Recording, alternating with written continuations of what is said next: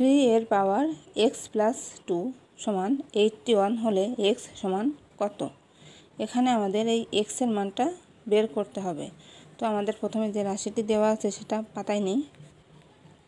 x plus 2 সমান 81। এবার আমরা কি করব, বাম পক্ষে যেটা আছে সেটা একইভাবে রেখে দেবো, দিয়ে আমরা এই 81কে ভাঙবো। 81কে আমরা ভাঙবো 3 এর পাওয়ার আনার জন্য। এখন দেখো 3 এর পাওয়ার 4 হলে আমাদের হয় 81। এখন তোমরা অনেকে বলতে পারো যে 3 এর পাওয়ার 4 আমি কিভাবে আনলাম। দেখো 81কে ভাঙলে হয়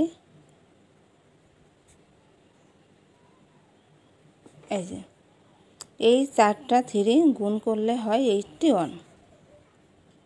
তাহলে এই 4টা 3 এটা এইভাবে লেখা যায় 3 এর পাওয়ার 4।